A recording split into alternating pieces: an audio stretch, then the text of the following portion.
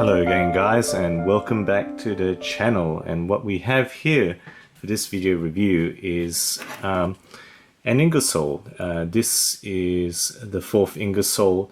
Apologies if this is getting a little bit worn, but I've just managed to get my hands on a few of these this brand lately, so I thought I'd go through them because I think they do present some interesting pieces.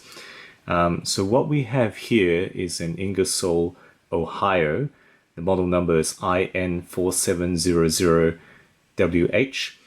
And unfortunately, there's very little information on precise pricing that I can get on this model.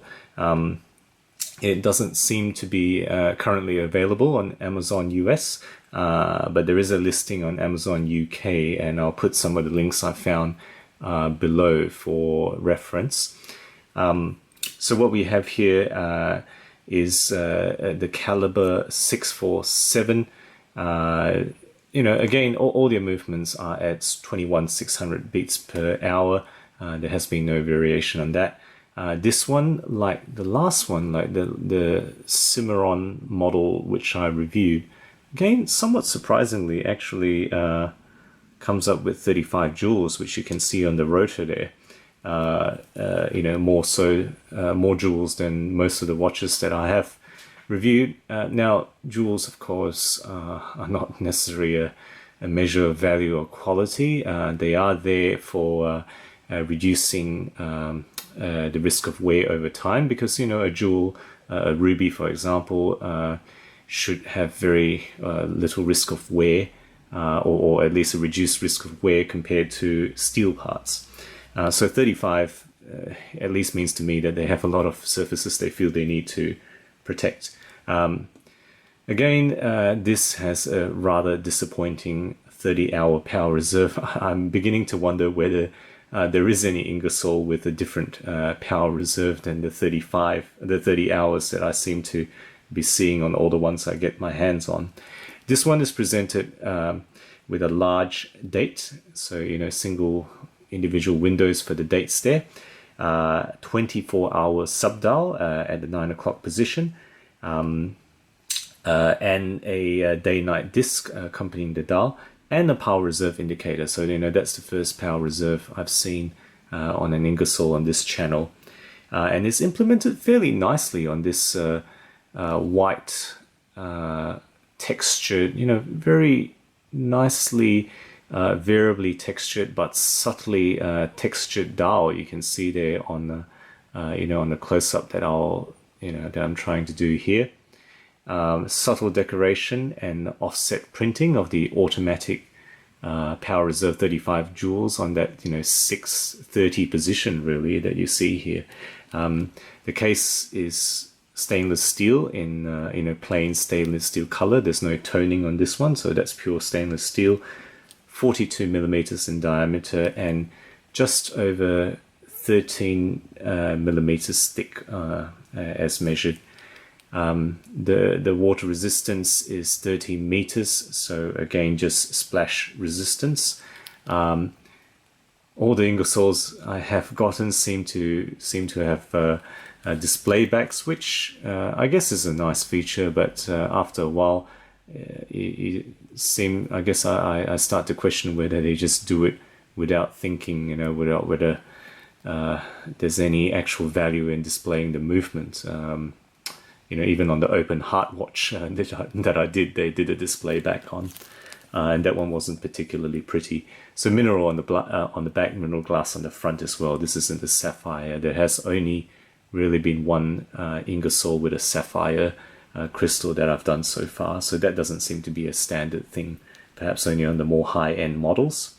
Presented on a typical black leather band, 22 millimeter lugs, which I guess is reasonable for this size, and it tapers to around 19 millimeters at the narrow portion near the clasp.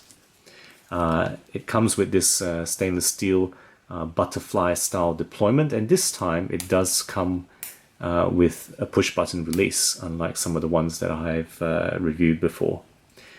Okay, so what I've liked about this particular model, well, it's it's the dressiest Ingersoll that I have reviewed yet. It's the one that most appropriately, most closely pulls off what a dress watch should do. Subtle, understated look. That dial, whilst it has quite a bit of decoration, is quite subtle and you don't notice it immediately. Dauphine style hands, no loom except on the hands itself, so none of those hour markers are loomed, and complications which don't really shout out, which I think is quite appropriate. No extra pushes apart from the only thing sticking out at the side is really that crown, which is reasonably decorated in that style, and there's no superfluous pushes. The date is adjusted with that pusher there, and everything else is controlled by the crown. And I really like how that power reserve functions. Just a few turns and you can see it building up that power reading. That's the other thing, isn't it? It says 40 hours on the top there. The Zeon site specification for this caliber lists 30 hours. And I can actually wind that up well beyond 30 hours, close to that 40 hours. So I really don't know what they're going on about. What's the actual power reserve here? So that's whilst I like the function, I'm a bit annoyed at the inconsistency of the information I'm getting here. I think the movement does feel solid. The function of the adjustment feels nice, and there's no uncertainty about it, and as does the winding mechanism, which I've just shown here. What I don't like about this, well, power reserve being one thing I've already complained about. I think the date is silly. You probably noticed already that says 34, and you can click this all the way to 39 before it will cycle back to the first. I have no idea why that is. That is just a little bit of a silliness that I have never seen in any watch before. So let me know if you've seen anything like that before, and why in the world would they allow that to happen? I don't know. Maybe it's just a little bit more difficult to make it go just to 31. It's easier to let it go all the way to 9. So no reason in the world why you need to let that count to 39. And then the other major gripe I have is that band is just in a bit of an awkward design. I think that part there, the top part of the band, is too long. My wrist is 17-inch. It's not tiny. I think it's small to moderate or small to medium size. But where am I sitting on this? I'm sitting on the smallest hole. Now granted, you can make more holes, with a simple tool, but if you do, it'll become even more awkward, and I'll show you why with a wrist shot right now. Okay, so that's the shot on the wrist now. So I think it fits nicely as a dress watch. Whilst it's a little bit on the thick side, I think the appearance is pretty nice.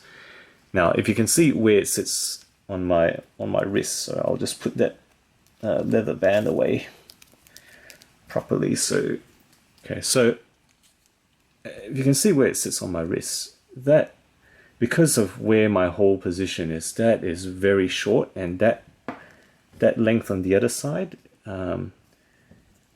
is extremely long, and as a result, the clasp sits on an offset position, which makes it somewhat uncomfortable. And let me put this together and show you on the side here. If you see where that clasp sits, it's not on the opposite side of the wrist to the face. It's actually quite offset, and that's a bit annoying. It does make it a bit uncomfortable to wear, and I don't know if I'm being unreasonable with my wrist size here, but you would think that side of the band could be made a bit shorter, to make it more accessible to small to average size wrists. Maybe this is just designed for people with large wrists, who knows. But there we have it. That's my pros and cons of this particular model, which I think, despite my complaints, I think it's one of the better dressed looking, definitely the dressiest Ingersoll I've had on this channel yet. So, you know, hope that's been a good informative look at this Ingersoll model. Don't forget to subscribe to keep up with the latest videos coming up. And as always, I will catch you guys next time.